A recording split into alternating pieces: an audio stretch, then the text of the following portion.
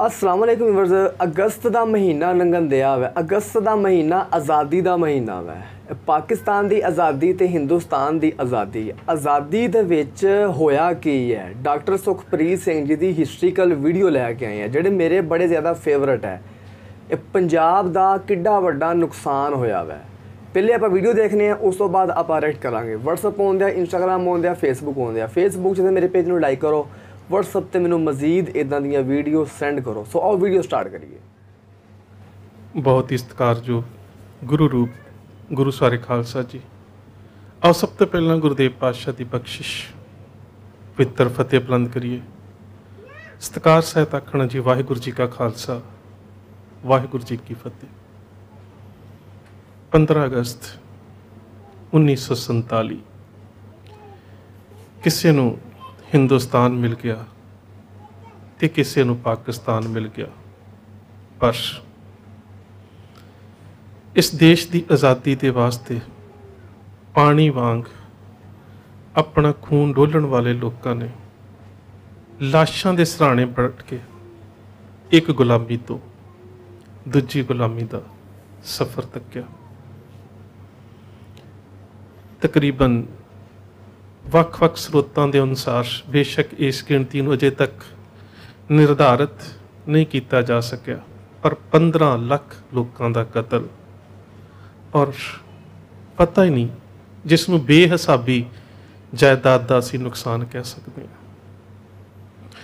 जायदादां ना भी मुड़न तो कोई गल नहीं, पर गईयां होईयां जिंदां कित्थे वापस आउंदियां ने। उस तो बाद भी जेकर किते वसाघात ना हुंदा तां शायद कौम नूं इह दर्द भी भुल जांदा कि इन्ना खून डोलण तो बाद जेकर इस देश की झोली दे विच आज़ादी पाई है तो साडी झोली दे विच आज़ादी का कोई हिस्सा ही पै जांदा। साडी आउण वाली पीढ़ी भी आज़ादी का निग मान लैंदी, जिस आज़ादी का निग मानण दे सानूं लारे लाए गए सी कि आज़ादी तो बाद सिखां दे वास्ते एक इवें दा खित्ता राखवां होवेगा जिथे वो भी पूर्ण तौर पर आज़ादी का निग मान सकते हैं। पर जदों याद कराया गया तो स्पष्ट कह दिता गया वो जमाने और थे जे जमाने और हैं।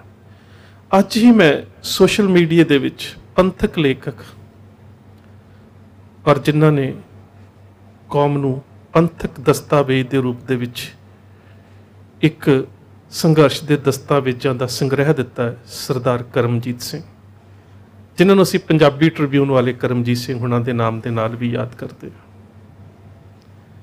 उन्हां दे परिवार के बारे कि किस तरह के नाल उन्हां दे दादी दादे के सामने उन्हां दे पिता का सिर धड़ तो जुदा किया गया। गोदी विच चुके हुए बाल सरदार करमजीत सिंह नूं लैके माँ ने खूह दे विच छाल मार दी। माँ तो जहानों चली गई, सरदार करमजीत सिंह की जान बच गई। किहड़े दुखां दे नाल, मुश्किलों के नाल, मुसीबतों के नाल दादी दादे ने अपने पुत्रे नूं पालिया होवेगा। ते उस तो बाद जिस तरह के नाल उन्होंने कौम के दर्द नूं अपनी लिखतां दे विच बयान किया, मैनूं लगता है कि किते ना किते वो दर्द भी उस दर्द दे विचों निकल रहा है, जिहड़ा दर्द बचपन दे विच उन्हां दी झोली दे विच पै गया। कौम ने कभी भी 15 अगस्त नूं आज़ादी के दिवस के रूप दे विच नहीं मनाया। ठीक है, कुछ लोग सरकारी अफसर हुंदे ने मनाउंदे ने, कुछ लोग जिन्हां दे कोल राजसी सत्ता आ जांदी है ते समझदे ने कि असी आज़ाद हाँ। राजसी सत्ता दीयां जिहड़ियां पदार्थवादी सहूलतां हुंदियां ने ना, वो कई बारी मनुख नूं गुलामी का एहसास भुला दिंदियां ने। जिस तरह शायर मशरक डॉक्टर मुहम्मद इकबाल अपनी रचना दे विच लिखते हैं ना कि मुल्ला को जो हिंद में है सिजदे की इजाज़त, नादां जे समझता है इस्लाम है आज़ाद। कि थोड़ा जिहा बंदे नूं थोड़ी जी सुख सहूलत, थोड़ी जी राहत, जां कह सकते हो कि थोड़िया जिहियां भी पदार्थवादी खुशियां मिल जाण ते इंसान समझदा है कि शायद मैं गुलाम नहीं हाँ, मैं आज़ाद हाँ। ਪਰ ਸਿੱਖਾਂ ਦੀ ਜਿਹੜੀ ਧੁਰ ਅੰਦਰੋਂ ਕਹਿ ਸਕਦੇ ਹੋ ਕਿ ਪੰਥ ਦੇ ਨਾਲ ਜੁੜੀ ਹੋਈ ਮਾਨਸਿਕਤਾ ਹੈ, ਉਸਨੇ ਹਮੇਸ਼ਾ ਹੀ 15 ਅਗਸਤ ਨੂੰ ਇੱਕ ਕਾਲੇ ਦਿਵਸ ਦੇ ਰੂਪ ਦੇ ਵਿੱਚ ਵੇਖਿਆ ਹੈ। ਉਹਦੇ ਕੁਝ ਕਾਰਨ ਤਾਂ ਕਹਿ ਸਕਦੇ ਹੋ ਕਿ ਸਹਿਜੇ ਸਮੇਂ ਦੇ ਵਿੱਚ ਆ ਜਾਂਦੇ ਨੇ ਕਿ ਇੰਨੀਆਂ ਜ਼ਿਆਦਾ ਸ਼ਹਾਦਤਾਂ, ਇੰਨੀਆਂ ਜ਼ਿਆਦਾ ਕੁਰਬਾਨੀਆਂ, ਸਰੀਰਕ ਤੇ ਆਰਥਿਕ ਨੁਕਸਾਨ ਉਠਾਉਣ ਤੋਂ ਬਾਅਦ ਜੇ ਇਸ ਦੇਸ਼ ਦੇ ਨਾਲ ਕਿਸਮਤ ਜੋੜੀ ਤਾਂ ਉਹਨਾਂ ਨੇ ਕੀਤੇ ਹੋਏ ਵਾਅਦੇ ਯਾਦ ਨਹੀਂ ਰੱਖੇ। ਝੋਲੀ ਦੇ ਵਿੱਚ ਉਹਨਾਂ ਦੀ ਆਜ਼ਾਦੀ ਦੇ ਵਾਸਤੇ ਤਾਂ ਅਸੀਂ ਆਪਣੇ ਖੂਨ ਦਾ ਆਖਰੀ ਕਤਰਾ ਪਾ ਦਿੱਤਾ, ਪਰ ਉਹਨਾਂ ਸਾਡੀ ਝੋਲੀ ਦੇ ਵਿੱਚ ਆਜ਼ਾਦੀ ਦਾ ਇੱਕ ਕਿਣਕਾ ਵੀ ਨਹੀਂ ਪਾਇਆ। ਇਹ ਗੱਲ ਕਹਿ ਸਕਦੇ ਹਾਂ। ਤਕਰੀਬਨ ਜਦੋਂ ਅਸੀਂ 1947 ਤੋਂ ਬਾਅਦ ਦੀ ਗੱਲ ਕਰਦੇ ਹਾਂ ਤੇ ਜਿਸ ਤਰ੍ਹਾਂ ਦੇ ਨਾਲ ਮਹਾਸ਼ਾ ਪ੍ਰੈਸ ਨੇ ਕਾਂਗਰਸ ਦੇ ਨਾਲ ਰਲ ਕੇ ਸਿੱਖਾਂ ਦੇ ਖਿਲਾਫ ਪ੍ਰਚਾਰ ਕੀਤਾ ਗਿਆ, ਇੱਥੋਂ ਤੱਕ ਕਿ ਸਿੱਖਾਂ ਦੀ ਬੋਲੀ ਨੂੰ ਖਤਮ ਕਰਨ ਦੇ ਵਾਸਤੇ ਵੀ ਕਿ ਪੰਜਾਬ ਦੇ ਲੋਕਾਂ ਦੇ ਵਿੱਚ ਇੱਕ ਲਹਿਰ ਸ਼ੁਰੂ ਕਰ ਦਿੱਤੀ ਗਈ ਕਿ ਇੱਥੋਂ ਦੇ ਜਿਹੜੇ ਗੈਰ ਸਿੱਖ ਲੋਕ ਨੇ ਉਹ ਆਪਣੀ ਬੋਲੀ ਹਿੰਦੂ ਲਿਖਾਉਣ। ਇੱਥੋਂ ਤੱਕ ਕਿ ਬਹੁਤ ਸਾਰੇ ਪੰਜਾਬ ਦੇ ਪੇਂਡੂ ਸਿੱਖ ਵੀ ਇਸ ਗੱਲ ਤੋਂ ਪ੍ਰਭਾਵਿਤ ਹੋਏ ਜਿਨ੍ਹਾਂ ਨੂੰ ਰਾਸ਼ਟਰਵਾਦ ਦੀਆਂ ਐਨਕਾਂ ਲੱਗ ਚੁੱਕੀਆਂ ਸੀ। 15 ਅਗਸਤ ਦੀ ਗੱਲ ਹੈ। 15 ਅਗਸਤ ਤਕਰੀਬਨ ਸ਼ਾਇਦ 1951 ਦੇ ਵਿੱਚ ਟਾਈਮਜ਼ ਆਫ ਇੰਡੀਆ ਨੇ ਆਪਣੀ ਸੰਪਾਦਕੀ ਦੇ ਵਿੱਚ ਇਹ ਗੱਲ ਲਿਖੀ ਸੀ ਕਿ ਜਿਸ ਤਰ੍ਹਾਂ ਦੇ ਨਾਲ ਸਿੱਖਾਂ ਦੇ ਨਾਲ ਇਸ ਦੇਸ਼ ਦੇ ਵਿੱਚ ਨਫ਼ਰਤ ਕੀਤੀ ਜਾ ਰਹੀ ਹੈ ਤੇ ਜਿਸ ਤਰ੍ਹਾਂ ਦੇ ਨਾਲ ਉਹਨਾਂ ਨੂੰ ਬੇਗਾਨਗੀ ਦਾ ਅਹਿਸਾਸ ਕਰਾਇਆ ਜਾ ਰਿਹਾ ਹੈ, ਉਹਨਾਂ ਦੇ ਵਾਸਤੇ ਰਾਹ ਵੀ ਕਿਹੜਾ ਬਚਦਾ ਹੈ। ਉਸ ਤੋਂ ਬਾਅਦ 1960 ਦੀ ਮੈਂ 15 ਅਗਸਤ ਦੀ ਗੱਲ ਕਰਾਂ, ਜਦੋਂ ਪੰਜਾਬੀ ਸੂਬੇ ਮੋਰਚੇ ਦੀ ਗੱਲ ਜ਼ੋਰਾਂ ਦੇ ਉੱਪਰ ਸੀ। ਵੈਸੇ ਤਾਂ ਉਸ ਤੋਂ ਬਾਅਦ ਜਿਹੜੇ ਹੋਏ ਵਿਸਾਖਾਤ ਨੇ ਉਹ ਵੀ ਘੱਟ ਨਹੀਂ ਹੈ।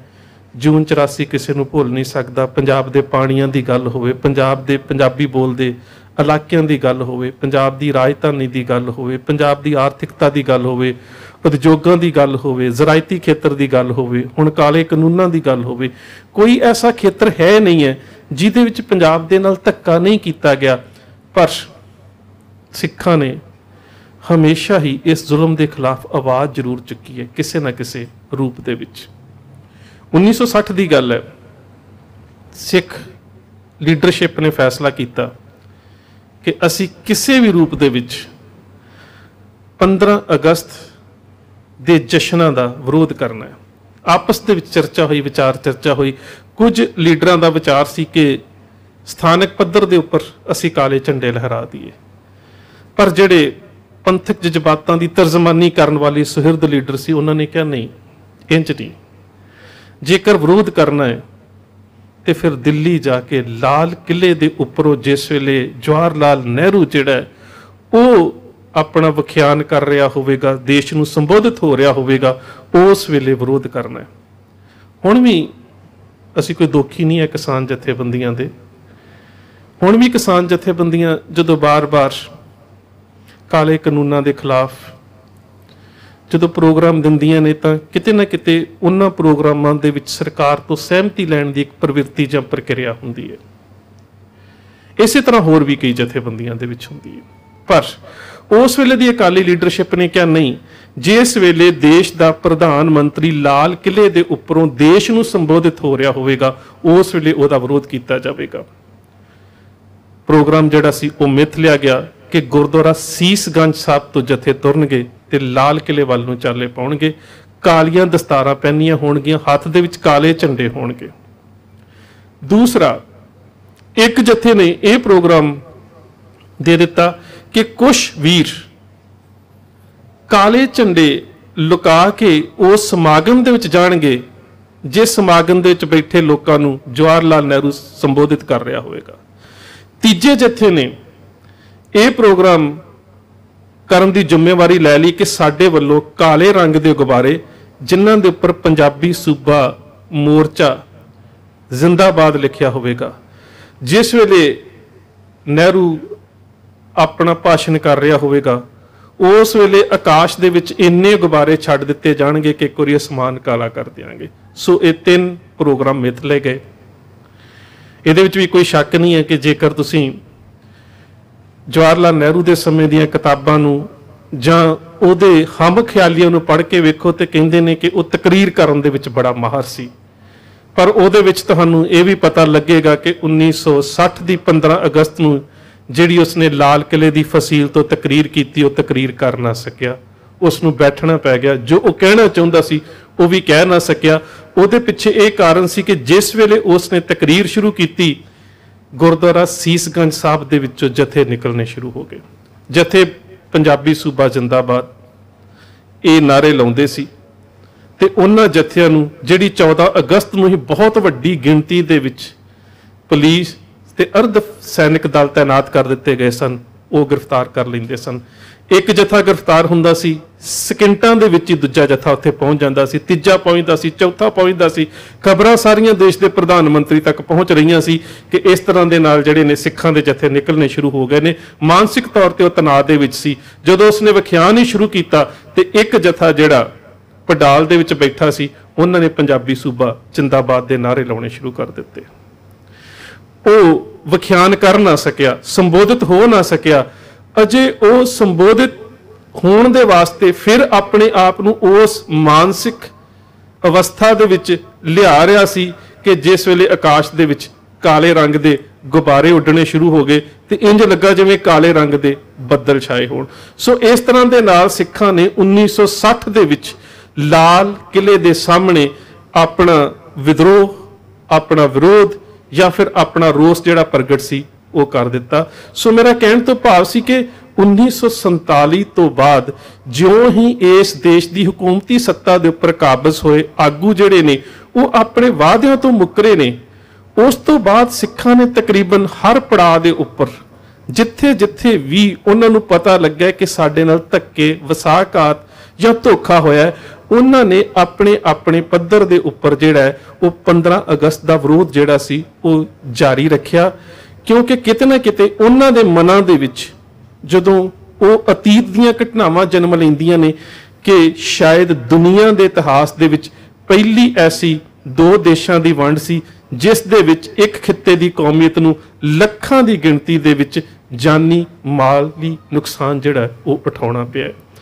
ਸੋ ਅੱਜ ਦੇ ਸਮੇਂ ਦੇ ਵਿੱਚ ਵੀ ਅਸੀਂ ਜਦੋਂ ਵੇਖਦੇ ਹਾਂ ਕਿ ਵਿਰੋਧ ਕਿਉਂ ਹੁੰਦਾ ਹੈ ਤੇ ਉਹਦੇ ਪਿੱਛੇ ਕਾਰਨ ਇਹੀ ਹੁੰਦਾ ਹੈ ਕਿ ਜਦੋਂ ਕੇਂਦਰ ਦੀ ਹਕੂਮਤ ਦੇ ਵੱਲੋਂ ਸਾਰੀਆਂ ਹੀ ਤਾਕਤਾਂ ਦਾ ਕੇਂਦਰੀਕਰਨ ਕਰ ਦਿੱਤਾ ਜਾਂਦਾ ਹੈ, ਸੂਬਿਆਂ ਦੇ ਅਧਿਕਾਰ ਜਿਹੜੇ ਨੇ ਖੋਹ ਲਏ ਜਾਂਦੇ ਨੇ ਤੇ ਜਿਨ੍ਹਾਂ ਲੋਕਾਂ ਦੇ ਅਧਿਕਾਰ ਖੋਸਦੇ ਨੇ ਉਹ ਫਿਰ ਕਿਤੇ ਨਾ ਕਿਤੇ ਵਿਦਰੋਹ ਦੇ ਵਾਸਤੇ ਮਜਬੂਰ ਹੋ ਜਾਂਦੇ ਨੇ। ਸੋ ਇੰਨੀਆਂ ਬੇਨਤੀਆਂ ਪ੍ਰਵਾਨ, ਫਤਿਹ ਦੀ ਸਾਂਝ, ਪਿਆਰ ਸਹਿਤ ਆਖਣਾ ਜੀ। ਵਾਹਿਗੁਰੂ ਜੀ ਕਾ ਖਾਲਸਾ, ਵਾਹਿਗੁਰੂ ਜੀ ਕੀ ਫਤਿਹ। ਸੋ ਵਿਵਰਸ, ਇਹ ਸੀ ਅੱਜ ਦੀ ਵੀਡੀਓ। ਡਾਕਟਰ ਸੁਖਪ੍ਰੀਤ ਸਿੰਘ ਜੀ ਦੀ ਵੀਡੀਓ ਸੁਣ ਕੇ ਮੈਂ ਖੁਦ ਬੜਾ ਜ਼ਿਆਦਾ ਇਮੋਸ਼ਨਲ ਹੋ ਗਿਆ ਮੈਂ ਕਿ ਇਹ ਵਾਕਈ ਹੀ ਇੱਕ ਹਕੀਕਤ ਗੱਲ ਹੈ। ਦੇਖੋ, ਸਾਨੂੰ ਜਿਹੜੇ ਪਾਕਿਸਤਾਨੀ ਹੈ, ਸਾਨੂੰ ਆਜ਼ਾਦੀ ਦਾ ਬੜੀ ਖੁਸ਼ੀ ਹੈ। ਅਗਰ ਅਸੀਂ ਆਪਣੇ ਪਾਕਿਸਤਾਨੀ ਗੱਲ ਕਰੀਏ, ਪੰਜਾਬ ਦੇ ਲੋਕ ਹੈ, ਸਾਨੂੰ ਆਜ਼ਾਦੀ ਦੀ ਬੜੀ ਜ਼ਿਆਦਾ ਖੁਸ਼ੀ ਹੈ ਕਿਉਂਕਿ ਉਸ ਟਾਈਮ ਤੇ ਕੁਰਬਾਨੀਆਂ ਜਿਹੜੀਆਂ ਹੋਈਆਂ ਸੀ ਲੇਕਿਨ ਉਸ ਤੋਂ ਬਾਅਦ ਤੇ ਸਾਨੂੰ ਸਕੂਨ ਹੈ। ਤੇ ਜੇ ਆਪਾਂ ਉਧਰ ਦੇ ਪੰਜਾਬ ਦੀ ਗੱਲ ਕਰੀਏ ਤੇ ਉਧਰ ਤਕਰੀਰ ਸੁਣਨ ਤੋਂ ਮੈਨੂੰ ਇੰਝ ਲੱਗਣ ਦਿਆ ਜਿੱਦਾਂ ਬੇਸਕੂਨੀ ਹੈ, ਲੱਗਣ ਨਹੀਂ ਦਿਆ, ਵਾਕਈ ਹੀ ਬੇਸਕੂਨੀ ਹੈ ਕਿਉਂਕਿ ਸਿੱਖਾਂ ਦਾ ਹੱਕ ਨਹੀਂ ਦਿੱਤਾ ਜਾਂਦਾ।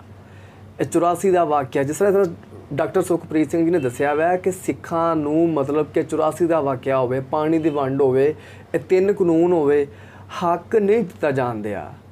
ਲੇਕਿਨ ਮੈਂ ਅੱਜ ਇਸ ਵੀਡੀਓ ਦੇ ਉੱਤੇ ਰਿਐਕਸ਼ਨ ਕਰਨਾ ਨਹੀਂ ਸੀ ਚਾਹੁੰਦਾ, ਲੇਕਿਨ ਮੈਂ ਇਸ ਵਾਸਤੇ ਕੀਤਾ ਵੈ ਕਿ ਤਾਂ ਕਿ ਲੋਕਾਂ ਨੂੰ ਪਤਾ ਚੱਲੇ, ਤਾਂ ਕਿ ਪੰਜਾਬ ਦੇ ਨੌਜਵਾਨਾਂ ਨੂੰ ਜਿਹੜੇ ਮੈਨੂੰ ਸੁਣਦੇ ਆ, ਮੈਨੂੰ ਪਤਾ ਵੈ ਮੇਰੀ ਇੱਕ ਇੱਕ ਗੱਲ ਨੂੰ ਸੁਣਦੇ ਆ, ਉਹਨਾਂ ਤੱਕ ਇਹਨਾਂ ਦਾ ਪੈਗਾਮ ਲਾਜ਼ਮੀ ਪਹੁੰਚੇ ਕਿ ਉਹਨਾਂ ਤੱਕ ਆਪਣੀ ਜਿਹੜੀ ਸਿੱਖ ਹਿਸਟਰੀ ਹੈ, ਸਿੱਖਾਂ ਨੇ ਕਿੰਨੀਆਂ ਕੁਰਬਾਨੀਆਂ ਦਿੱਤੀਆਂ ਲੇਕਿਨ ਉਹਨਾਂ ਨੂੰ ਉਹਦਾ ਹੱਕ ਨਹੀਂ ਮਿਲਣ ਦਿਆ, ਉਹਨਾਂ ਤੱਕ ਇਹ ਪੈਗਾਮ ਲਾਜ਼ਮੀ ਪਹੁੰਚੇ। ਹਾਲਾਂਕਿ ਮੈਨੂੰ ਇਸ ਵੀਡੀਓ ਨਾਲ ਕੋਈ ਫਾਇਦਾ ਹੈ, ਨਾ ਮੈਨੂੰ ਕੋਈ ਨੁਕਸਾਨ ਹੈ। ਮੈਂ ਵੀ ਪਹਿਲੇ ਸੁਣ ਕੇ, ਮੈਂ ਵੀ ਪਹਿਲੇ ਦੇਖ ਜੀ ਵੇਖ ਕੇ ਤੇ ਇਹੀ ਸਮਝਿਆ ਮੈਂ ਕਿ ਨਹੀਂ, ਇਹ ਮੇਰੇ ਕੰਮ ਦੀ ਵੀਡੀਓ ਨਹੀਂ ਹੈ। ਲੇਕਿਨ ਫਿਰ ਮੈਂ ਸੋਚਿਆ ਕਿ ਨਹੀਂ, ਮੈਨੂੰ ਇਹ ਜਜ਼ਬਾਤ, ਇਹਨਾਂ ਦੇ ਜਿਹੜੇ ਸਿੱਖਾਂ ਦੇ ਜਜ਼ਬਾਤ ਹੈ ਉਹ ਮੈਨੂੰ ਸਮਝਣੇ ਚਾਹੀਦੇ ਹੈ, ਉਹ ਮੈਨੂੰ ਦੇਖਣੇ ਚਾਹੀਦੇ ਹੈ। ਤੇ ਮੈਂ ਬੜੀ ਨਜ਼ਦੀਕੀ ਦੇ ਨਾਲ ਸਮਝਣ ਡਿਆ ਮੈਂ ਸਿੱਖਾਂ ਦੇ ਜਜ਼ਬਾਤ ਕਿ ਇਹ ਵਾਕਈ ਹੀ ਦੁਨੀਆ ਖੁਸ਼ੀਆਂ ਮਨਾਉਂਦੀ ਹੀ ਹੁੰਦੀ ਹੈ। ਜਦੋਂ ਆਜ਼ਾਦੀ ਦਾ ਦਿਨ ਹੁੰਦਾ ਵੈ ਦੁਨੀਆ ਖੁਸ਼ੀਆਂ ਮਨਾਉਂਦੀ ਹੈ, ਲੇਕਿਨ ਸਿੱਖ ਲੋਕ ਆਪਣੀਆਂ ਕੁਰਬਾਨੀਆਂ ਨੂੰ ਦੇਖ ਦੇਖ ਕੇ ਉਹਨਾਂ ਦੇ ਦਿਲ ਫਟਦੇ ਹੈ। ਇਹ 84 ਦਾ ਵਾਕਿਆ ਹੁੰਦਾ, ਦਿਲ ਫਟਦੇ ਹੈ। 3 ਕਾਨੂੰਨ 7 ਤੋਂ 8 ਮਹੀਨੇ ਹੋ ਗਏ ਆ ਉੱਥੇ ਕਿਸਾਨ ਬੈਠੇ, ਉਹਨਾਂ ਨਾਲ ਕੋਈ ਗੱਲ ਕਰਨ ਵਾਸਤੇ ਰਾਜ਼ੀ ਹੀ ਕੋਈ ਨਹੀਂ ਹੈ, ਬਜ਼ੁਰਗ ਬੈਠੇ ਹੋਏ ਉੱਥੇ। ਸੋ ਵੀਵਰਸ ਵੀਡੀਓ ਬੜੀ ਜ਼ਿਆਦਾ ਇਮੋਸ਼ਨਲ ਸੀ। ਮੈਂ ਖੁਦ ਡਾਕਟਰ ਸੁਖਪ੍ਰੀਤ ਸਿੰਘ ਜੀ ਦੀ ਵੀਡੀਓ ਦੇਖ ਕੇ ਮੈਂ ਖੁਦ ਬੜਾ ਜ਼ਿਆਦਾ ਇਮੋਸ਼ਨਲ ਹੋਇਆ ਵੈ। ਤੇ ਡਾਕਟਰ ਸੁਖਪ੍ਰੀਤ ਸਿੰਘ ਜੀ ਦੇ ਬਾਰੇ ਮੈਂ ਕਹਾਂ ਕਿ ਯਾਰ ਇਹ ਵਾਕਈ ਹੀ ਇੱਕ ਅੱਛੀਆਂ ਸੱਚੀਆਂ ਗੱਲਾਂ ਆਪਣੀ ਕੌਮ ਤੱਕ ਪਹੁੰਚਾਉਂਦੇ ਹੈ। ਅਸੀਂ ਪਾਕਿਸਤਾਨੀ ਹੈ, ਅਸੀਂ ਸਪੋਰਟ ਕਰਦੇ ਰਵਾਂਗੇ, ਅਸੀਂ ਪੰਜਾਬੀ ਹੈ, ਅਸੀਂ ਪੰਜਾਬੀਆਂ ਦੀ ਸਪੋਰਟ ਕਰਦੇ ਰਵਾਂਗੇ। ਸੋ ਵੀਵਰਸ ਮੇਰੀ ਇੱਕ ਆਪਣੀ ਰਾਏ ਸੀ, ਮੇਰਾ ਇੱਕ ਆਪਣਾ ਖਿਆਲ ਸੀ। ਤੁਹਾਡਾ ਕੀ ਖਿਆਲ ਹੈ, ਤੁਹਾਡੀ ਕੀ ਰਾਏ ਹੈ, ਤੁਸੀਂ ਤਾਂ ਕਮੈਂਟ ਬਾਕਸ ਵਿੱਚ ਲਾਜ਼ਮੀ ਦੱਸੋ। ਇਹ ਸੀ ਅੱਜ ਦੀ ਵੀਡੀਓ। ਮਿਲਾਂਗੇ ਤੁਹਾਨੂੰ ਅਗਲੀ ਵੀਡੀਓ ਵਾਸਤੇ। ਇਜਾਜ਼ਤ ਚਾਹੁੰਦੇ ਹਾਂ। ਅੱਲਾ ਹਾਫਿਜ਼।